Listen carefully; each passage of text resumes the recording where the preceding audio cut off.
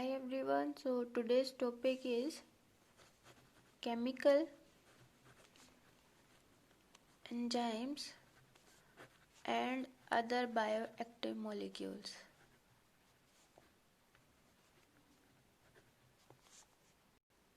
सो microbes हैं. Microbes जो है वो commercial as well as industrial level पे प्रोडक्शन में यूज़ किए जाते हैं सर्टेन केमिकल्स की प्रोडक्शन में. So chemical like organic acids और अल्कोहल एंड एंजाइम्स, इनकी प्रोडक्शन के लिए माइक्रोब्स को यूज़ किया जाता है कमर्शियल एंड इंडस्ट्रियल लेवल पे. तो जो एग्जांपल है एसिड प्रोडक्ट्स के, फर्स्ट इज एस्परजिलस नाइजर.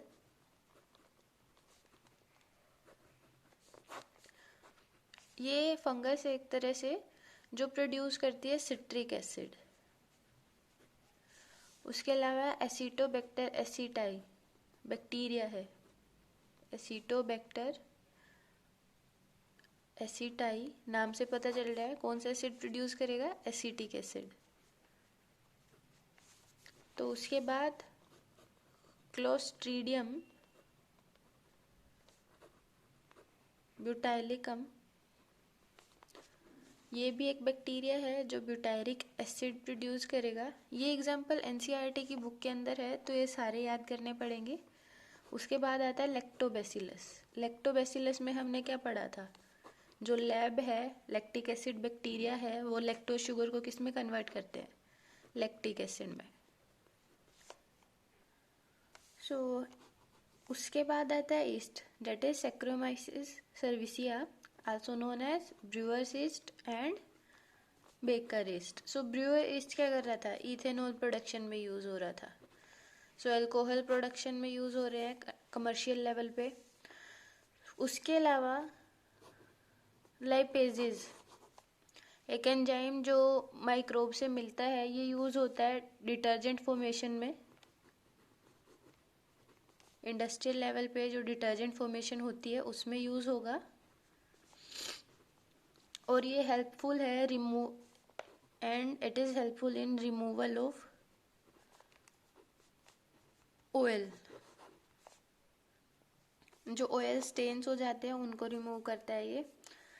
तो एक जनरल एग्जांपल अपने सराउंडिंग से लेते हैं. आप लोग जब घर में फ्रूट जूस बनाते हैं तो उसके अंदर वो क्लैरिफिकेशन नहीं होती, वो क्लियर नहीं होता. उसके अंदर फाइबर्स प्रेजेंट होते हैं और जो सेल्स हैं मतलब उनके पीसेस टुकड़े प्रेजेंट होंगे टिश्यू की फॉर्म में, एक क्लस्टर फॉर्म में प्रेजेंट होता है. बट आप जो बोतल जूसेस लेते हैं वो क्लियर होते हैं.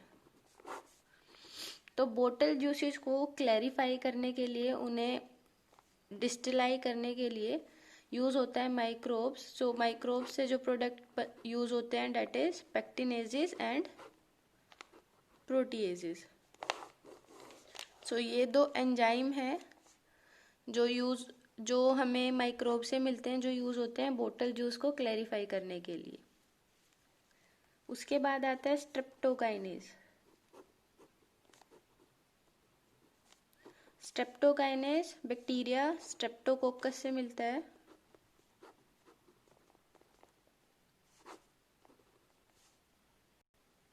सो स्ट्रेप्टोकोकस जेनेटिक इंजीनियरिंग का रिजल्ट है. इसके अंदर मॉडिफिकेशन की जाती है और फिर इसको इस तरह से मॉडिफाई किया जाता है कि एज ए क्लोट बस्टर काम करे. क्लोट बस्टर, जो क्लोट फॉर्म होते हैं, कोएगुलेशन फॉर्म होती है at the time of injury. तो कई बार क्या होता है, क्लोट्स जो ब्लड वेसल्स हैं उनके अंदर फॉर्म हो जाते हैं, जिससे एडिक्वेट जो ब्लड सप्लाई है या ऑक्सीजन सप्लाई है वो हार्ट को भी नहीं मिल पाती और टिश्यू को भी नहीं मिल पाती. सो अगर ब्लड वेसल्स के अंदर क्लोट फॉर्मेशन हो रही है तो उन क्लोट्स को तोड़ने के लिए जो स्ट्रेप्टोकाइनेज है एंजाइम है जो स्ट्रेप्टोकोकस से मिलता है, जो कि जेनेटिकल इंजीनियर्ड है, उसका यूज़ किया जाता है. जो ब्लड वेसल्स है पेशेंट की, उनको ट्रीट करने के लिए. स्पेसिफिकली वो पेशेंट्स जो मायोकार्डियल इन्फेक्शन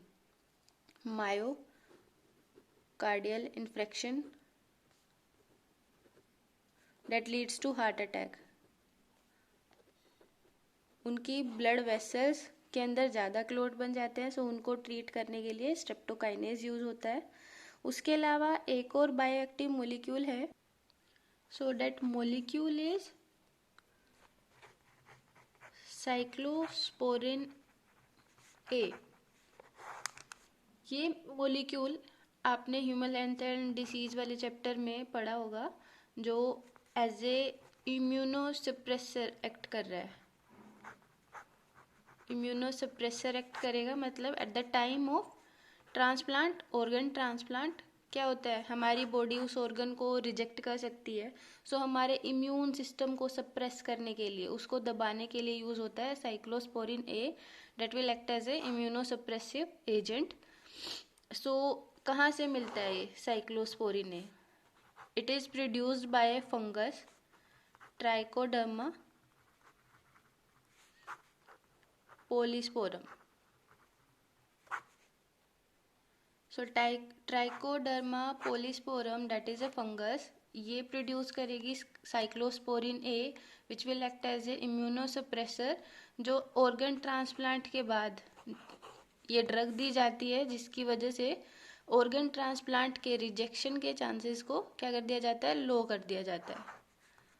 ठीक है, उसके बाद आता है स्टैटिन्स। Another example statins.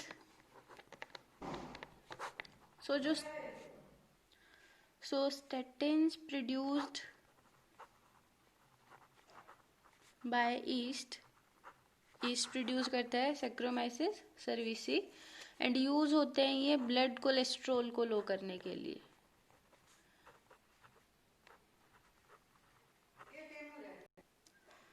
तो ब्लड कोलेस्ट्रॉल को लो करने के लिए यूज होते हैं ये स्टैटिन्स। सो जो एजेंट्स हमने पढ़े, जो प्रोडक्ट्स थे, फर्स्ट लास्ट से डिस्कस करते हैं। स्टैटिन्स जो प्रोड्यूस किया जाता है ईस्ट से, तो ईस्ट का एक और यूज हो गया ब्रूअर्स ईस्ट के अलावा, बेकर्स ईस्ट के अलावा।